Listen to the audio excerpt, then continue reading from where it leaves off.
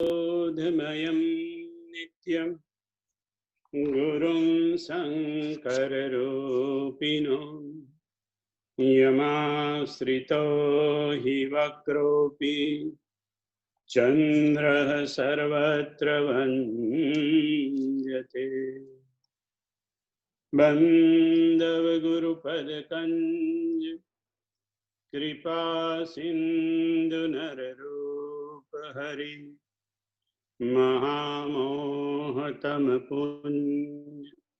जासु वचन रवि करनिकर जासु वचन रवि करनिकर।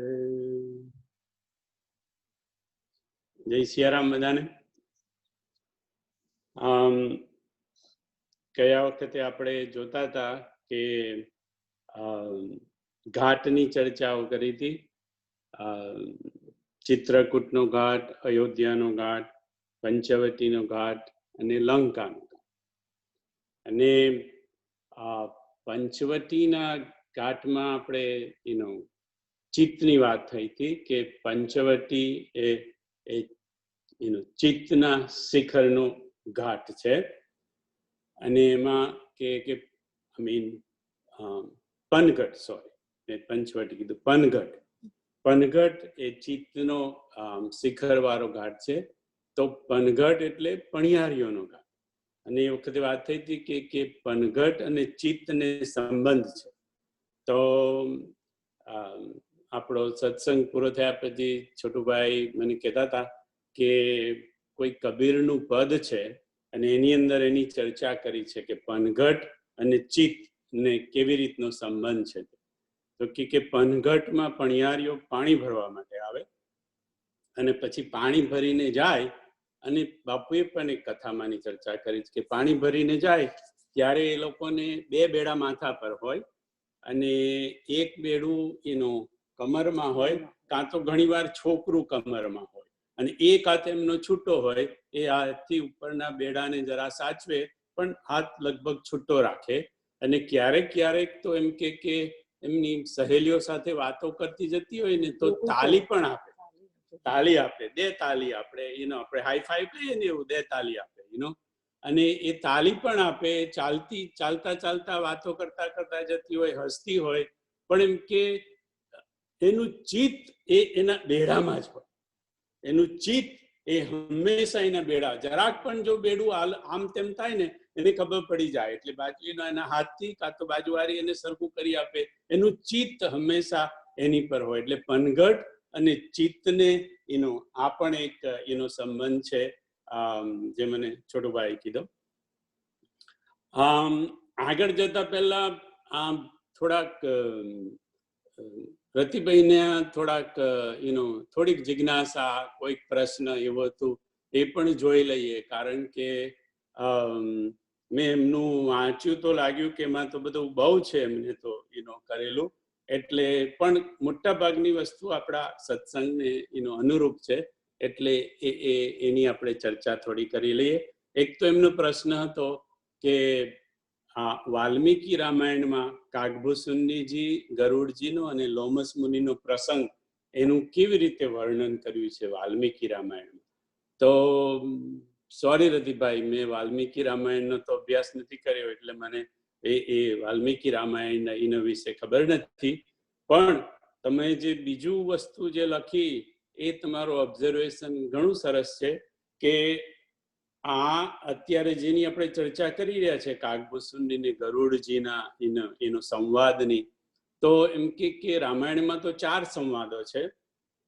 પણ બીજા બધા સંવાદો જેવી રીતે યાજ્ઞવલ્ક ને ભરદ્વાજનો સંવાદ, તુલસીદાસજીનો પોતાના મન સાથે કાં તો સંતો સાથેનો સંવાદ, શિવજીનો પાર્વતીજી સાથેનો સંવાદ અને કાગભૂષુંડીનો ગરુડજી જોતે, તો સૌથી વધારે સંવાદની ચર્ચા અને પ્રકરણ એ કાગભૂષુંડીનું સૌથી વધારે તમને જોવા મળશે. રામાયણનો જે અભ્યાસ કરતા હશે બધાને ખબર હશે કે સૌથી વધારે આ સંવાદોની ચર્ચા કાગભૂષુંડી અને ગરુડજીની વચ્ચે સૌથી વધારે પ્રમાણમાં આમ તો શિવજી ને પાર્વતીજીની પણ ઘણી બધી વાતો છે, પણ પ્રમાણમાં કાગભૂસુંડી ને ગરુડજીનું પ્રકરણ ઘણું લાંબુ છે, સંવાદો પણ ઘણા છે, પણ એમાં ગરુડજીએ આપણને એક શીખ આપી છે અને એ ખાસ એની પર ધ્યાન દોરવા જેવું છે. હવે ગરુડજી એ છે કોણ? ગરુડ મહાજ્ઞાની ગુણ રાશિ, હરિ સેવક અતિ નિકટ નિવાસી. ગરુડજી કોણ છે? ગરુડ મહાજ્ઞાની અને ગુણ રાશિ. મહાજ્ઞાની છે અને ગુણ રાશિ છે.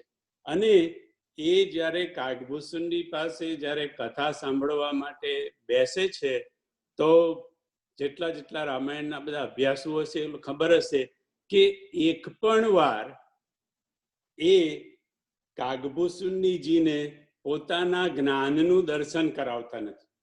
બાકી કોણ છે? ગરુડ મહાજ્ઞાની અને ગુણ રાશિ, ગુણોનો ભંડાર છે, પણ છતાં પણ પોતાના જ્ઞાનનો કાં તો પોતાના ગુણોનો જરાક પણ ઉદ્દેશ કોઈ જગ્યાએ, એક પણ જગ્યાએ, કોઈ પણ સંવાદમાં કરેલો તમને જોવા મળે નહીં.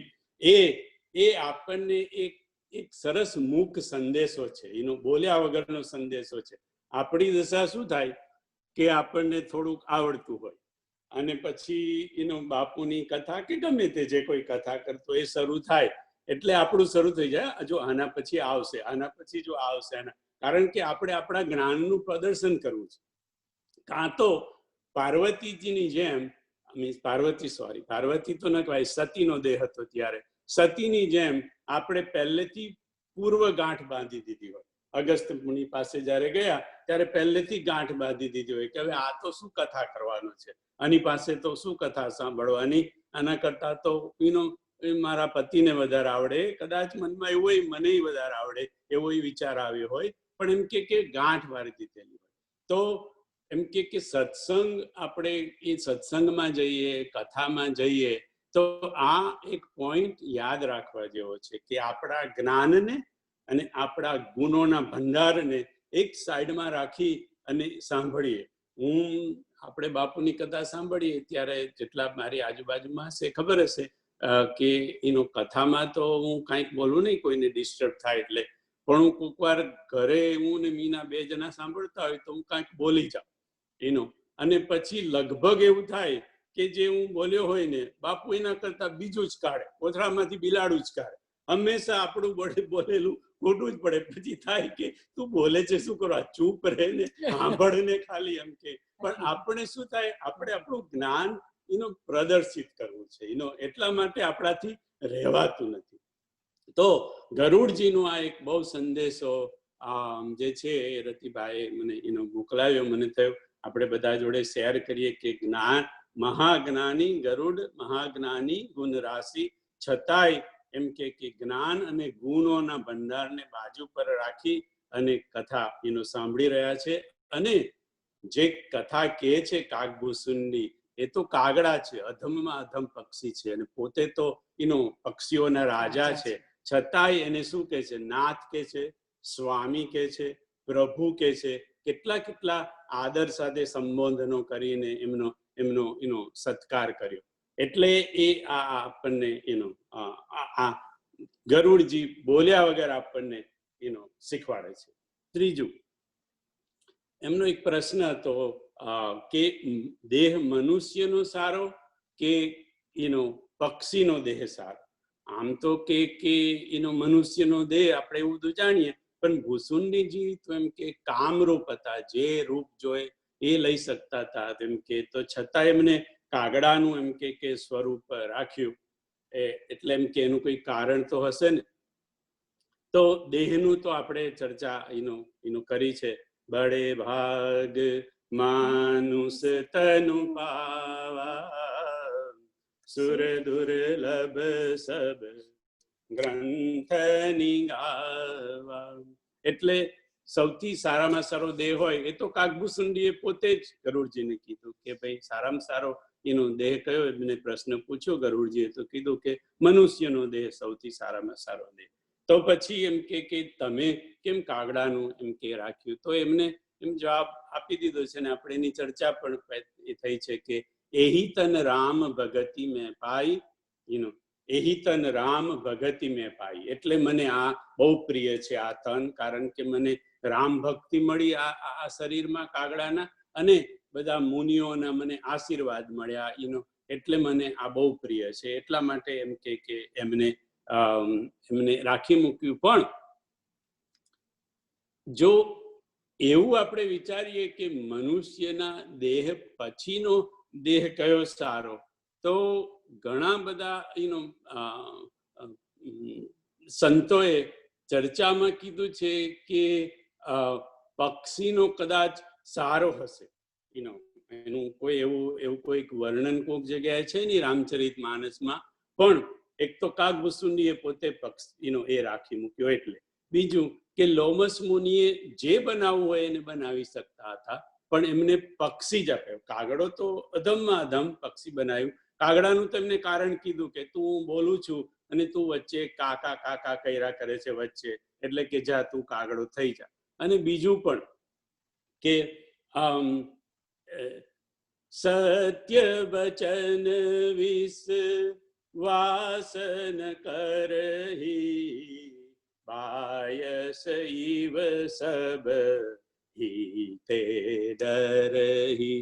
કે હું તને સત્ય વચન કહું છું, એની પર તું વિશ્વાસ કરતો નથી, અને બાયસ એટલે કાગડાની જેમ તું એમ કે ડર્યા કરે છે. તો અમારા છોટુભાઈ એની વાર ચર્ચા કરી હતી કે આ કાગડો ને ડર ને કાગડો, અને એટલા માટે એમ કે એમને બનાવી દીધા એમ કે, એટલે શેનો ડર, શેનો ડર હતો કાગભૂસુંડી ને લોમસ મુનિ તરફથી.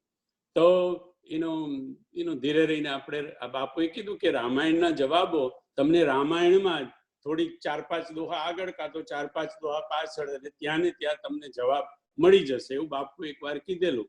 એટલે પછી ખોળતા ખોળતા ખબર પડી કે 4-5 દોહા જવાનું નથી, થોડું એ જ ચોપાઈની અડધાલીમાં આગળ જવાનું હતું કે સત્ય વચન વિશ્વાસન કરહી, બાયસ ઈવ સબ હિતે ડરહી. કે તું મારા સત્ય વચન પર વિશ્વાસ નથી કરતો. કેવી રીતે?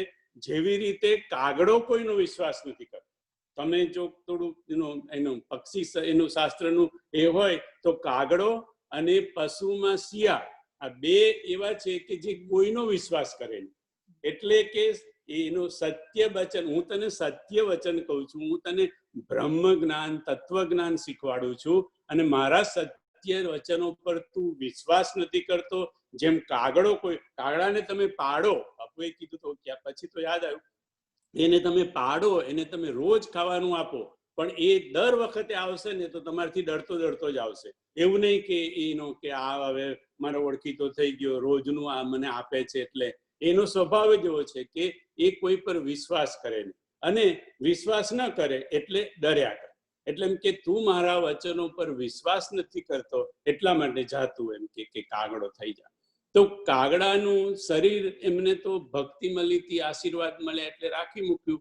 પણ કાગડો તો સાઈડ પર મૂકો, પણ પક્ષી તો બનાવે ને એમને, તો કે જે બનાવવું હોય તે બનાવી શકે. પક્ષી એટલા માટે કે પક્ષી ઉડાન ભરે, અને એ એમના ગુરુ હતા. ભલે એમના સદગુરુ તો ઉજ્જૈનના મહાકાલના મંદિરમાં હતા, પણ એમને બધું શીખવાડ્યું તો એમને જ. એટલે રામચરિત માનસ આપ્યું, કેટલું બીજું બધું કેટલા આશીર્વાદ એમને આપ્યા. તો ગુરુ તો એમના હતા, તો કે ગુરુ આપણને ઉડાન ભરતા શીખવાડે.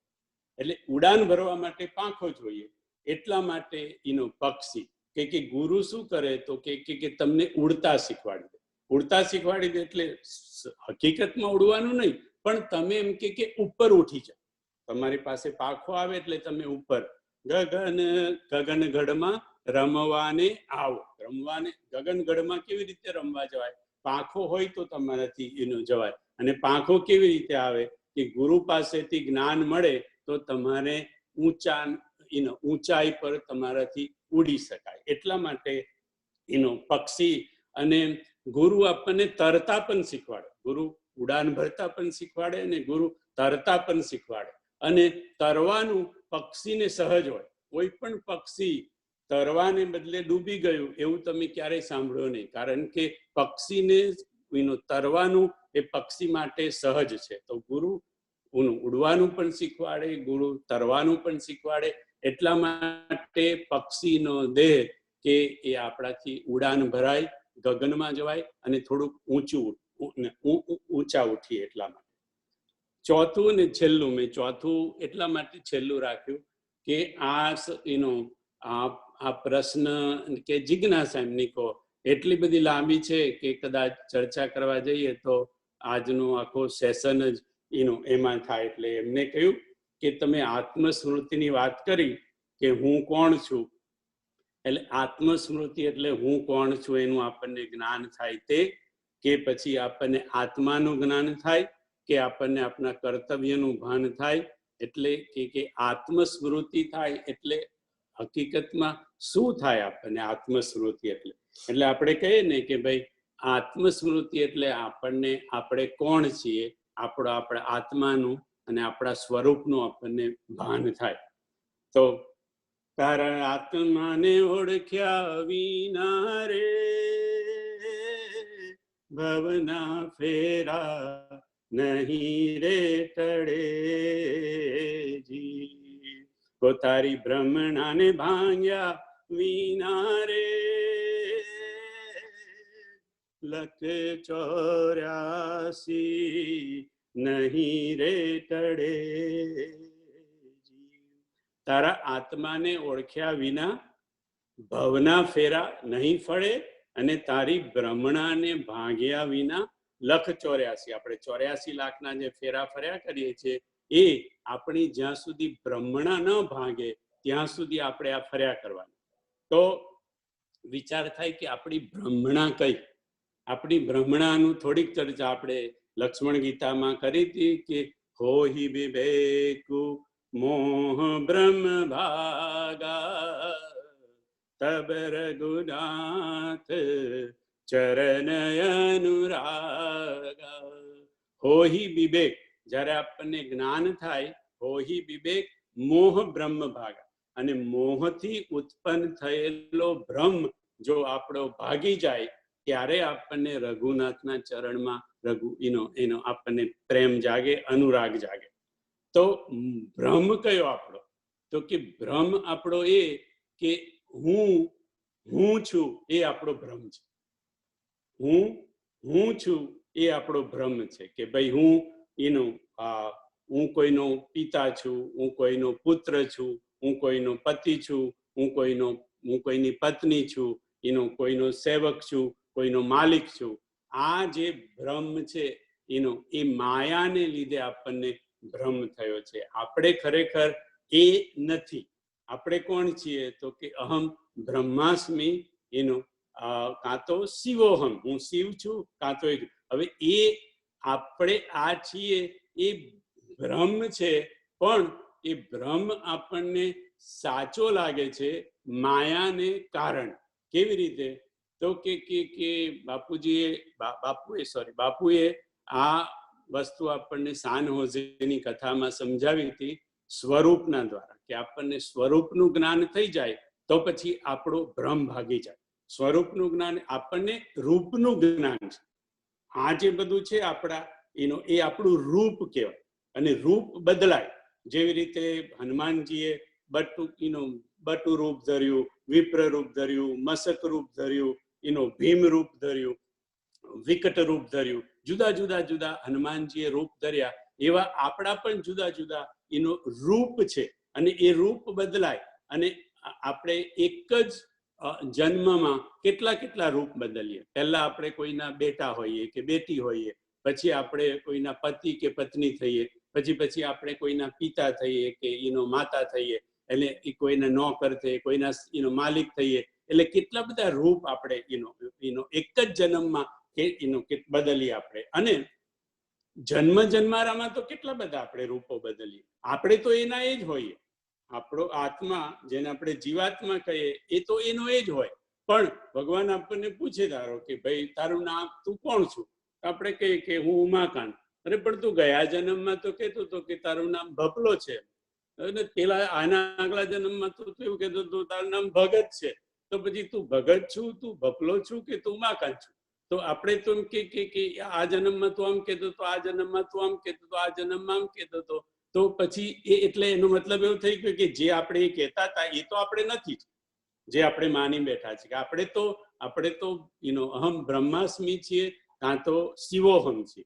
અને અગેન આ બધું બહુ અઘરું છે. કહત કઠિન, સમજત કઠિન, સાધત કઠિન, વિવેક જેવું છે. એટલે થોડાક સમયમાં તો આ બધું બહુ ડિટેલમાં સમજાવી નહીં શકાય, પણ એટલું કે આપણને જે લાગે છે કે આપણે આ છીએ, જે અત્યારે આપણે છીએ એ આપણો ખાલી માયાને લીધે ભ્રમ છે. અને આપણે તો ખરેખર બ્રહ્માસ્મિ છીએ, કાં તો શિવોહમ છીએ, શિવના સ્વરૂપ છીએ. એ જ્ઞાન જ્યારે આપણને થઈ જાય એને આત્મસ્મૃતિ કહેવાય. જો એ આપણને થઈ જાય તો આપણને લાગે કે આપણને ખબર પડી ગઈ, પણ આપણે કોઈ દિવસે આજે હું કહી રહ્યો છું ને એ હું પણ નથી સમજી રહ્યો, અને આઈ એમ શ્યોર કે હું તમને સમજાવી પણ નહીં શકું. કારણ કે જે ભ્રમ તો પછી જો આપણે જાણી જઈએ તો આપણે એવું કે આપણે તો હું કોણ છું એ મને ખબર પડી ગઈ, અને હું કોણ છું, હું બ્રહ્મ છું, એટલે કે બ્રહ્મની મને ખબર પડી ગઈ. પણ બ્રહ્મ માટે એવું કહેવાયું છે કે બ્રહ્મ એ મન, બુદ્ધિ, વાણી, તર્ક અને મન અને ઇન્દ્રિયો એ બધાથી પર છે. હવે જો એ બધાથી જે પર હોય એને આપણે જાણી કેવી રીતે શકીશું? એટલે આપણે ક્યારેય આ જે વસ્તુની ચર્ચા કરી રહ્યા છે એ ચર્ચા આપણે કરીએ તો બરાબર છે. અર્જુને પણ કૃષ્ણ જોડે ચર્ચા કરી, કૃષ્ણે અર્જુન જોડે કરી, અને અર્જુન તો બોલી પણ ગયો ઉતાવળમાં કે ભાઈ મને નષ્ટો મોહ સ્મૃતિ લબ્ધા, મને સ્મૃતિ મળી ગઈ, બરાબર. અને પછી બધા જ આપણે જાણીએ છીએ કે 18 દિવસનું યુદ્ધ પૂરું થયું અને તરત જ પછી તો રડવા બેઠો, મારો અભિમન્યુ મરી ગયો, મારો અભિમન્યુ મરી. અરે તો હમણાં તો કહેતો હતો કે નષ્ટો મોહ, મારો મોહ નષ્ટ થઈ ગયો, સ્મૃતિ લબ્ધા, મને આત્મસ્મૃતિ થઈ ગઈ, અને હવે ભગવાન કહે છે તું રડવા બેઠો પાછો. એટલે આ બધું કહત કઠિન, સમજત કઠિન. આપણે કહી દઈએ કે સમજી ગયા તોય સમજાય એવું નથી, કારણ કે મન, બુદ્ધિ, વાણી અને તર્ક અને ઇન્દ્રિયો આ બધી જ વસ્તુથી બ્રહ્મ એ પર છે. અને આ વસ્તુથી કોઈ દિવસ આપણને એ બ્રહ્મ સમજાય નહીં. હા, થોડીક માહિતી આપણે લઈ શકીએ. તો પછી પ્રશ્ન થાય કે આત્મસ્મૃતિ આપણને સમજાય કેવી રીતે? કે આપણે હમ બ્રહ્માસ્મિ કે શિવોહમ એ આપણને ક્યારેય સમજાય ખરું? ગુરુ આપણને જ્ઞાન આપે, ગુરુ એ કરે તો ક્યારેય સમજાય ખરું? એક રીત છે, ખાલી એક જ રીત છે, રામચરિત માનસમાં લખેલી.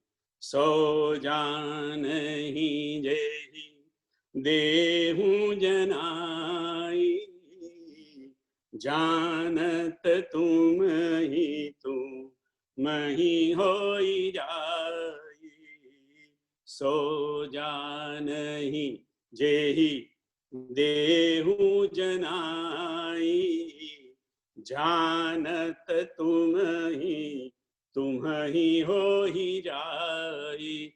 ભગવાન, જેને તમે કૃપા કરીને તમે જણાવો એ જ વ્યક્તિ તમને જાણી શકે, અને તમને જાણી શકે એ તરત જ તમને જે જાણી લે એ તરત જ તમારા રૂપ થઈ જાય, બ્રહ્મ રૂપ થઈ જાય. એટલે ભગવાનની કૃપા થાય તો જ આ વસ્તુ બને. બાકી તો સુગ્રીવે એવું કીધું કે આ બધા સાધન કરવાથી એમ કે ભગવાન તું કંઈક પ્રાપ્ત થાય નહીં, તારી જો કૃપા થાય તો જ આત્મસ્મૃતિ થાય. એટલે આ આત્મસ્મૃતિ. અને એમનો એક બીજો પ્રશ્ન પણ હતો કે આત્મનિવેદનના લેવલ પર આપણે પહોંચી જઈએ તો આત્મસ્મૃતિ થઈ ગણાય. એટલે એમ કે જે આપણે શ્રવણમ કીર્તનમ એ જે 9 પ્રકારની ભક્તિ ગણાવી છે ભાગવતમાં, એવી રીતે તો હા, આત્મનિવેદન એ આખરી ભક્તિનું આખરી પડાવ છે. એટલે એ પણ આત્મનિવેદનના સ્તર જુદા જુદા છે. કે આત્મનિવેદન આપણું જુદું, આત્મનિવેદન એનું સંતનું કે કોઈ સાધુનું જુદું, અને આત્મનિવેદન જે જે જે રામ ભગત કે જેને આપણે બ્રહ્મલીન થઈ ગયેલા જે અમુક વ્યક્તિઓનું કહે છે એમનું આત્મનિવેદન જુદું. આપણું નિવેદન આપણા જેવું. આત્મનિવેદન તો આપણે પણ કરીએ. આપણે કહીએ ને કે ભાઈ મેં અમુક જગ્યાએ જઈને મારું આત્મનિવેદન કરી દીધું, પણ એ આત્મનિવેદન એટલે આપણા લેવલનું. એટલે હા, એ પરમ લેવલ જેને કહેવાય એ લેવલના આપણે પહોંચી જઈએ અને પછી જે નિવેદન કરીએ એને આત્મનિવેદન કહેવાય. પણ એવું કે છે કે એ એક વખતે આપણે જો એ લેવલ પર જતા રહીએ અને આપણા સ્વરૂપનું આપણને ભાન થઈ જાય તો પછી એનો રામચરિત માનસમાં લખ્યું કે કર્મ કી હો હી સ્વરૂપ હી ચિહ્ન. એક વખતે સ્વરૂપનું જ્ઞાન થઈ ગયું પછી આપણાથી કઈ કર્મ થઈ શકે નહીં.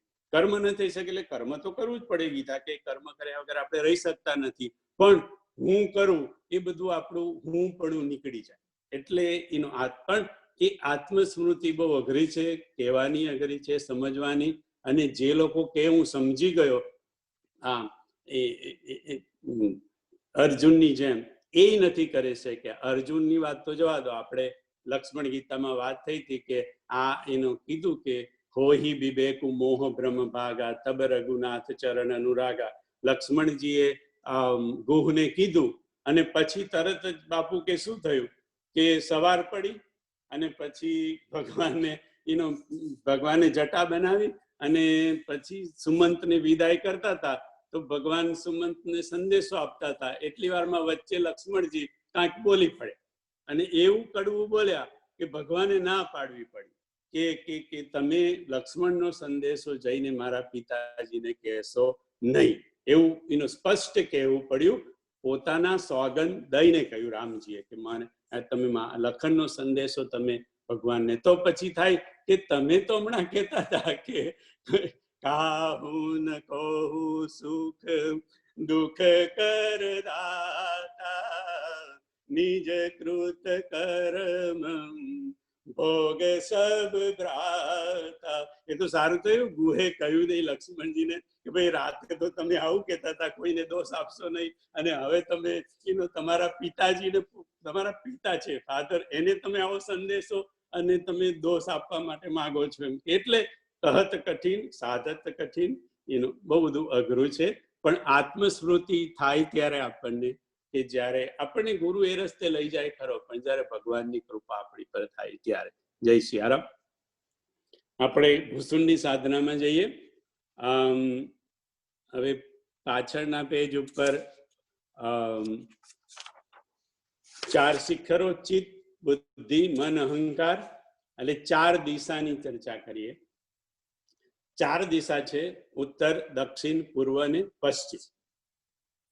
તો જે ચિત્તનું શિખર છે એ ઉત્તર દિશા છે.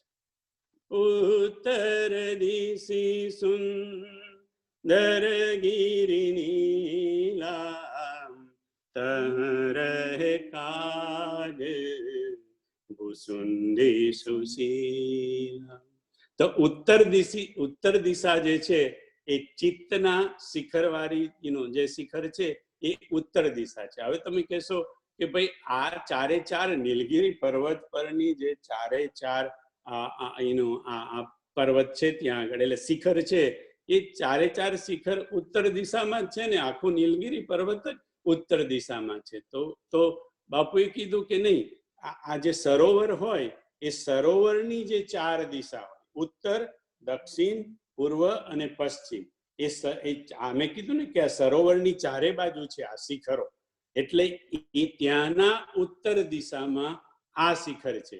અને આ એ જે શિખર ઉપર જ્યાં કાગભૂસુંડી અને આપણે આગળ જોયું કાગભૂસુંડી અને ગરુડજીની ચર્ચા થઈ રહી છે, આ શિખર ઉપર ઉત્તર દિશીવાર જે એ નીલગિરી સરોવરની ઉત્તર દિશાની અંદર આ ચિત્તનું શિખર છે.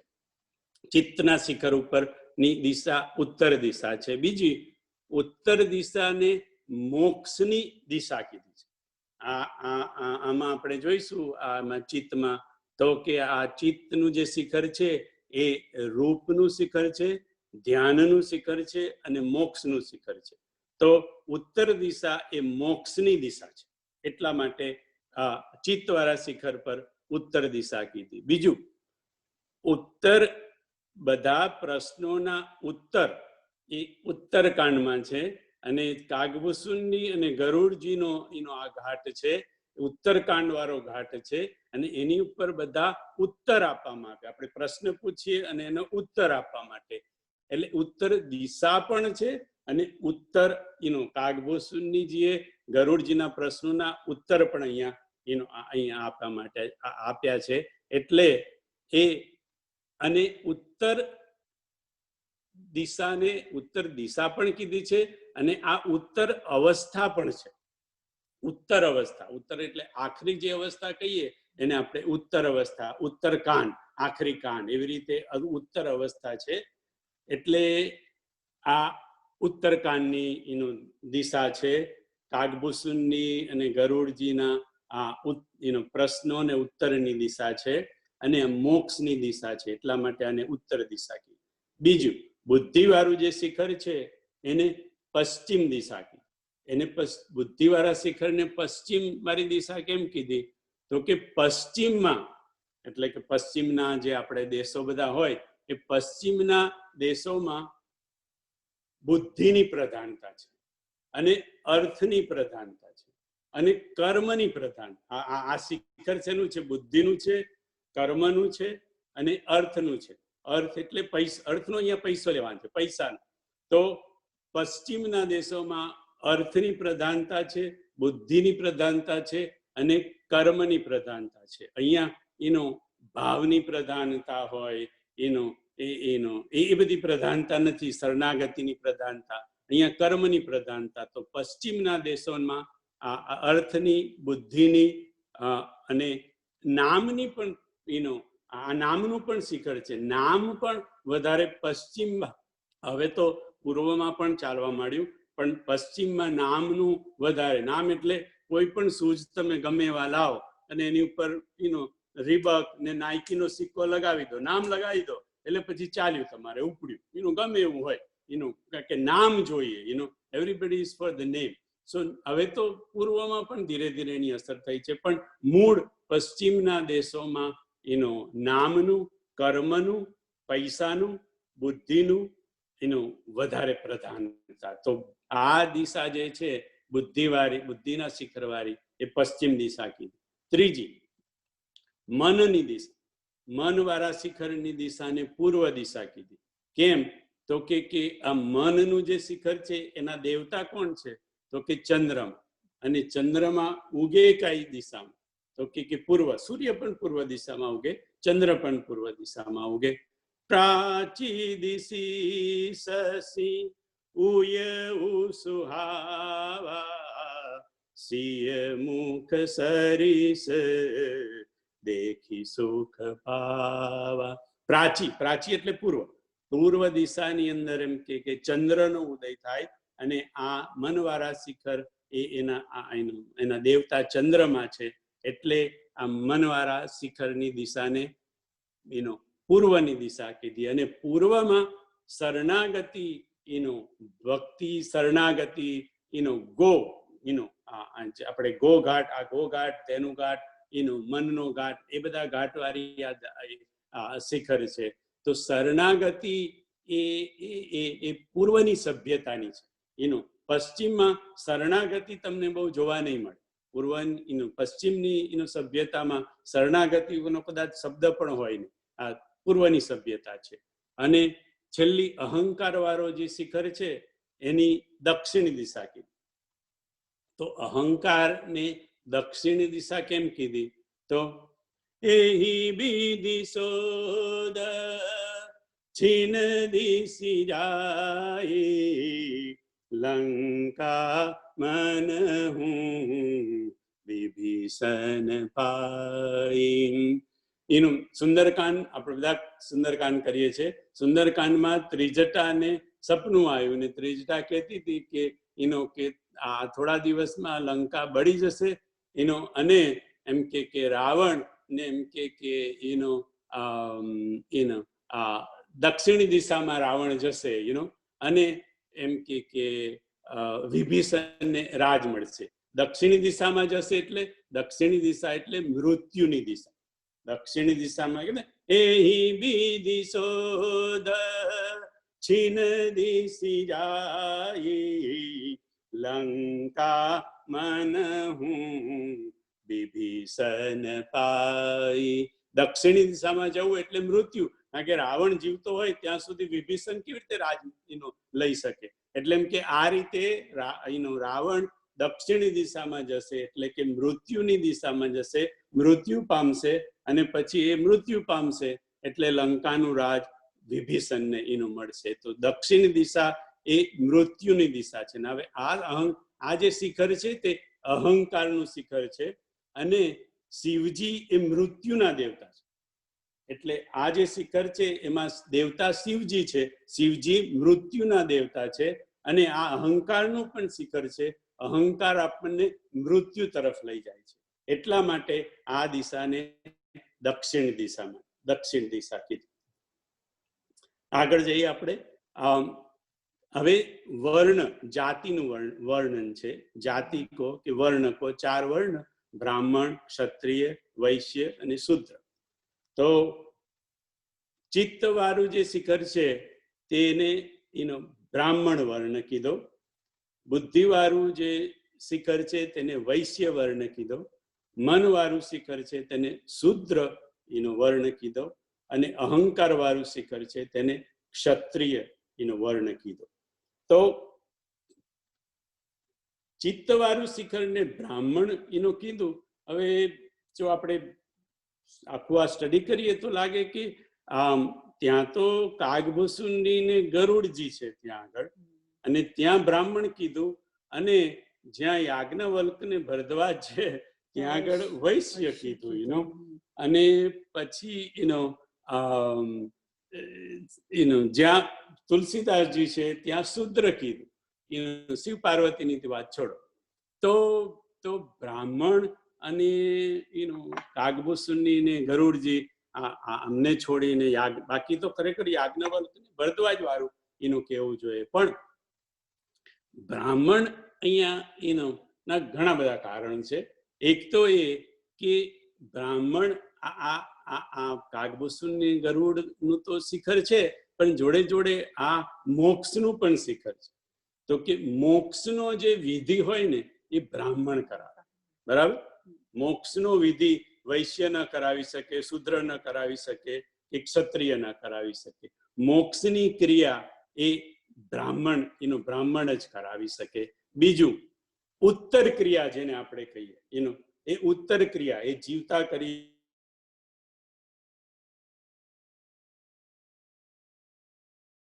બીજું, ધ્યાન જે કરવાનું હતું, ધ્યાન કોઈ પણ કરી શકે. આજકાલ તો આ બધા જ કરે છે, પણ તમે પુરાણોમાં વાંચશો તો મોટે ભાગે ધ્યાન બ્રાહ્મણ કરતા, ધ્યાનનું શિખર છે. એટલે ધ્યાન બ્રાહ્મણ કોઈ પણ કરી શકે, પણ વધારે પડતું ધ્યાન બ્રાહ્મણો કરતા. બીજું, આ સંતનું પણ શિખર છે. વધારે પડતા સંતો કોઈ પણ હોઈ શકે, કોઈ પણ વર્ણના, પણ વધારે પડતા સંતો એ બ્રાહ્મણ વર્ણમાં તમને જોવા મળશે. અને બીજું છેલ્લે કે કાગભૂસુંડી ને એની રીતે તમે લો તો પણ આપણી ચર્ચા થઈ ગઈ કે કાગભૂસુંડી કોણ હતા. પહેલા જન્મમાં એ શૂદ્ર હતા, બરાબર, પણ બીજા જન્મમાં, આખરી જન્મનું, છેલ્લું જન્મનું ગણાય ને, તો કે છેલ્લા જન્મમાં, બીજા જન્મમાં તો કાગભૂસુંડી પોતે પણ બ્રાહ્મણ હતા. એટલે અને શૂદ્ર હતા, પણ એ મેં કીધું કે મારા તો બધા બહુ જન્મ થઈ ગયા, પણ અત્યારે એમનું શરીર છે એ બ્રાહ્મણ શરીરમાંથી થયેલું કાગડાનું શરીર છે. એટલે બ્રાહ્મણ ચિત્ત વાળા શિખરને બ્રાહ્મણ વર્ણ કીધો, બુદ્ધિ વાળા શિખરને વૈશ્ય કીધો. હવે વૈશ્ય શું કરે? વૈશ્ય વેપાર કરે, અને વેપાર કરે એટલે અર્થ કમાય. અર્થ એટલે પૈસા, અર્થનું શિખર છે. એટલે બુદ્ધિ વાળું જે શિખર છે ને, વૈશ્યમાં બુદ્ધિ બહુ હોય. તમે જોજો આ ચારે ચારમાં આમ તો એવું લાગે કે બ્રાહ્મણમાં હોય એટલે બ્રાહ્મણમાં જ્ઞાન વધારે હોય, પણ બુદ્ધિ જેને કહે ને, હોશિયારી જે કહે ને, એ વૈશ્યમાં વાણિયામાં વધારે હોય. એટલે કે બુદ્ધિ વાળું જે શિખર છે એમાં એ વૈશ્યને કીધું વેપાર એમને કરવા માટે, અર્થ કમાવા માટે, પૈસા કમાવા માટે. બીજું, વૈશ્ય કર્મવાદી બહુ હોય, મહેનત બહુ કરે વૈશ્ય લોકો. એટલે એમ કે કર્મવાદી પણ હોય અને કર્મનો વિધિ પણ જાણતા હોય. આના દેવતા વિધિ છે, એમને વિધિ પણ ખબર હોય. પૈસો કેમ કમાવાનો એ વૈશ્યને ખબર હોય કે કેવી રીતે, એ વિધિ પણ જાણે. એટલા માટે આ વૈશ્યનું એના આ શિખર, બુદ્ધિવાળા શિખર પર વૈશ્ય વર્ણને મૂક્યો. ત્રીજો વર્ણ શુદ્ર. શુદ્ર એટલે કે જે સેવા કરે તે બધા, એટલે સેવકો બધા હોય એ. તો આપણે જોયું કે આ જે શિખર છે એ મનનું શિખર છે. અને ત્યાં કાગભૂષણની શું કરે છે? આંબ છાહ કર માનસ પૂજા, તજી હરિ ભજન કાજ નહીં દૂજા. એટલે કે કાગભૂષણની અહીંયા સેવા પૂજા કરે છે અને શુદ્ર શું કરે? સેવા કરે. એટલા માટે આ શુદ્ર વર્ણ મન વાળું જે શિખર છે ત્યાં શુદ્ર જાતિને મૂકી, કારણ કે સેવા પૂજા કરે. બીજું, આ શરણાગતિનું શિખર છે અને શુદ્ર એ લગભગ શરણાગત એ લોકો બધા હોય. અને આ ગો ઘાટ વાળું શિખર છે. એ લોકો ગાય જેવા હોય. શુદ્ર લોકો જે હોય એ મોટે ભાગે ગાય જેવા હોય, એકદમ રાંક હોય એ લોકો. એટલે ગો ઘાટ વાળું એ ઘાટ છે. ગરીબ હોય એ લોકો. ગરીબ એટલે પૈસાથી પણ ગરીબ અને મનના પણ ગરીબ શુદ્ર લોકો હોય. એટલે આ ગો ઘાટ વાળું, ધેનુ ઘાટ વાળું કોઈ કાં તો માનસિક પૂજા, સેવા પૂજા વાળું ઘાટ ઉપર શુદ્ર જાતિને મૂકી. અને છેલ્લે ક્ષત્રિય. તો ક્ષત્રિય અને અહંકાર, હવે એ તો બહુ ઈઝી છે કે સૌથી વધારે અહંકાર ક્ષત્રિય લોકોમાં હોય. ક્ષત્રિય જે જાતિ હોય એ અહંકારી થોડી જાતિ હોય, અહંકાર વાળું શિખર છે. અને ક્ષત્રિય જે લોકો હોય એ બે ની પૂજા કરે. એક તો શિવજીની પૂજા એ લોકો બહુ કરે, અને બીજું દેવી પૂજક, દેવીની પણ એ લોકો બહુ પૂજા કરે. એટલે કોઈ પણ દેવીની અને શિવની. આ શિખર શિવ પાર્વતી વાળું છે. એટલે ક્ષત્રિય લોકોને ત્યાં મૂક્યું. બીજું, ક્ષત્રિય લોકોમાં અહંકાર થોડોક વધારે હોય, એટલે આ અહંકારના શિખર પર મૂક્યું. બીજું, હવે એક પ્રશ્ન થાય બાપુ કે આ અહંકાર વાળું શિખર તો હરિકથાનું પણ શિખર છે. તો હરિકથા તો સૌથી વધારે તો બ્રાહ્મણમાં આવી જોઈએ. તો હરિકથા અને એમ કે ક્ષત્રિયને શું લાગે વળગે? તો બાપુએ એનો જવાબ આપ્યો કે બહુ વર્ષો પહેલા, હવે આજકાલ તો આપણે ત્યાં બધે જ કથાઓ થાય છે, પણ તમે ડોંગરે મહારાજથી આગળ જાઓ, ડોંગરે મહારાજથી તમે આગળ જાઓ તો કથાઓ એટલી બધી થતી નહીં. કથાને મેદાનમાં લાવ્યું હોય કોઈ બાપુ કે તો ડોંગરે મહારાજ લાવ્યા. અને એના પહેલા બહુ કથાઓ થતી, બહુ કથાઓ નથી થતી. એ કથાઓ એ વખતે ચારણ જાતિમાં જ થતી. કથાઓ પહેલા ચારણ જાતિમાં જ થતી હતી. અને એ ચારણ જાતિઓમાં પહેલા ખાલી કથા જ થતી. કથા થતી એટલે એ હરિકથા પણ હોય ને બીજી બધી પણ કથાઓ હોય. પણ કથાઓ ચારણ જાતિના લોકો ભેગા થતા અને કથા પછી આ બધું ગાવાનું ને આ બધું હોય એ ચારણ જાતિમાં જ થતું. અને પછી એની અંદર એ લોકો જુદી જુદી ઇતિહાસની કથાઓ પણ ચારણ લોકો કરતા. અને પછી ધીરે ધીરે એ લોકો ફરતા પછી એમ કે ધીરે ધીરે થોડા ભક્તિ તરફ એ લોકો વળ્યા. એટલે પછી હરિકથા શરૂ કરી. પણ હરિકથા શરૂ થઈ ક્ષત્રિય જાતિમાંથી, ચારણ જાતિમાંથી શરૂ થઈ. એટલે આ ક્ષત્રિય જાતિને હરિકથા વાળા શિખરમાં પણ આ લોકો છે. અને ક્ષત્રિય જાતિના દેવતા એ શિવ દેવતા હોય, મેં કીધું રાઈટ. તો તમને એવું થાય કે બ્રાહ્મણ પણ શિવનું કરે. હા, બ્રાહ્મણ પણ શિવની બહુ પૂજા કરે, પણ બ્રાહ્મણ શિવની પણ પૂજા કરે, વિષ્ણુની પણ પૂજા કરવા વાળા બ્રાહ્મણો હોય. પણ એમ કે ક્ષત્રિય જાતિમાં લગભગ શિવની પૂજા વધારે થતી. કોઈ પ્રમાણ ખરું? તો કે હા, રામચરિતમાનસમાં પ્રમાણ છે. રામજી તો ક્ષત્રિય જાતિમાં જન્મ્યા ને, એનો તમે જ્યાં જ્યાં જુઓ, જેટલી જેટલી જગ્યાએ રામજી એ પૂજા કરી, તો કોની પૂજા કરી? શિવની પૂજા કરી, બરાબર. અને એમના પિતા કોણ? તો કે દશરથ રાજા. દશરથ રાજા કોણ? એમને શું કર્યું? ઇન સમ કાહુન શિવ અવરાધે, કાહુન ઇન માન ફલ લાધે. કે જનક અને એમને બંનેના એના પુણ્ય એટલા બધા એમ કે થઈ ગયા કે જનકના પુણ્યથી સીતા માતાનો જન્મ થયો, દશરથના પુણ્યથી એમ કે રામજીનો જન્મ થયો. પણ કેવી રીતે? ઇન સમ કાહુન શિવ અવરાધે, કાહુન ઇન માન ફલ લાધે. કોઈએ એમના જેટલી શિવની પૂજા કરી નહીં. આ દશરથની વાત છે, રામજીએ તો કરી જ છે, પણ દશરથજીને જનકજીએ પણ શિવની પૂજા એટલી બધી કરી છે. અને એમના જેવું કોઈને પણ દશરથનું એટલે શિવના પૂજાનું ફળ પ્રાપ્ત થયું નથી. એટલે ક્ષત્રિય લોકો શિવની ખૂબ પૂજા કરતા, દેવીની પણ પૂજા કરતા. આગળ ભજનના ભજનના કે ભગતના પ્રકાર બતાવ્યા છે. હવે 4: જ્ઞાની ભક્ત, અર્થાર્થી ભક્ત, આર્ત ભક્ત અને જિજ્ઞાસુ ભક્ત. તો ચિત્તવાળું જે શિખર છે એને જ્ઞાની ભક્તનું શિખર કીધું. જ્ઞાની એટલા માટે કે બ્રાહ્મણ લોકો જ્ઞાની હતા.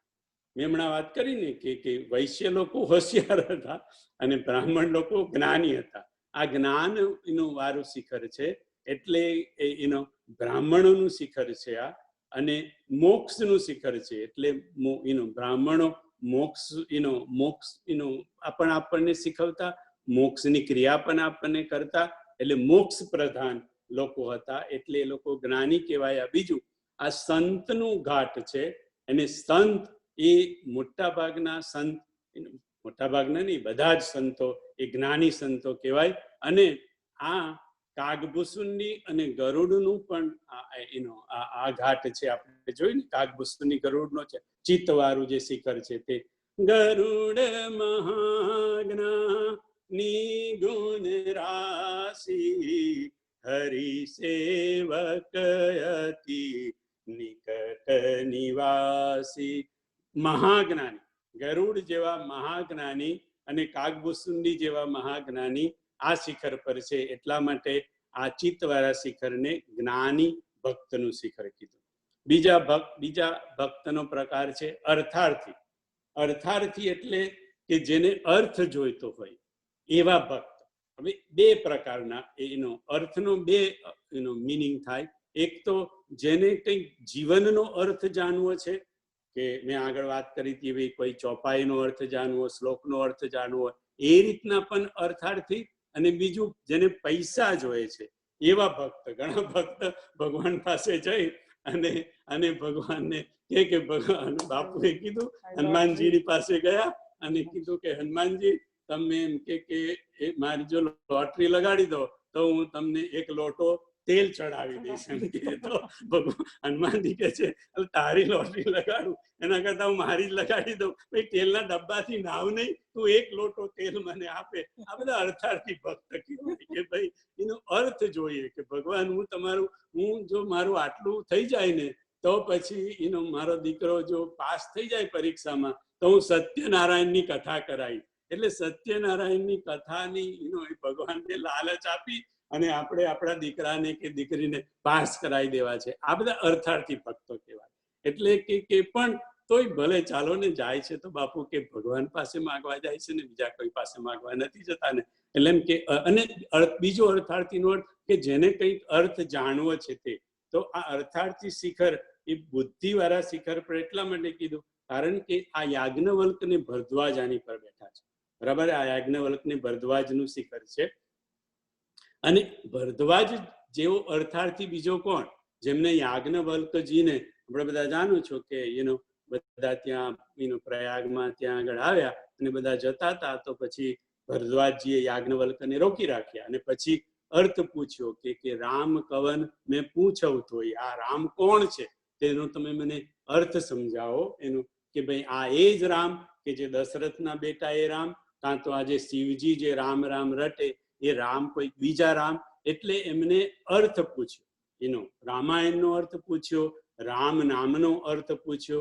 એટલે અર્થાર્થી ભરદ્વાજ જેવા અર્થાર્થી બીજા કોણ, તો એટલા માટે અર્થ. ને બીજું અર્થાર્થી એટલા માટે, અર્થને પૈસાની રીતે લો તો હમણાં મેં કીધું કે પશ્ચિમમાં બધું પૈસાનું એનું મહત્વ વધારે, તો એ રીતે લો તો એ પણ અર્થાર્થી એ રીતે થાય. હવે ત્રીજું, મનનું જે શિખર છે ત્યાં આર્ત ભક્ત છે. આર્ત ભક્ત એટલે દુખી, આર્ત એટલે દુખી, દુખી ભક્તો જે બધા હોય, દીન દુખી લોકો, એ બધા આર્ત ભક્તો કહેવાય. તો એ શિખર ઉપર આપણે જોયું કે આ તુલસીદાસજીનું છે. તો તુલસીદાસજીએ તો કીધું, મોસમ કોન કુટિલ હલકામી, મોસમ કોન કુટિલ ખલકામી. આર્ત ભક્તની ચર્ચા આપણે આવતા અઠવાડિયે કરીશું. आज इतनी ही हरि कथा, आगे की हरि कथा अगले गुरुवार को. जय सिया राम.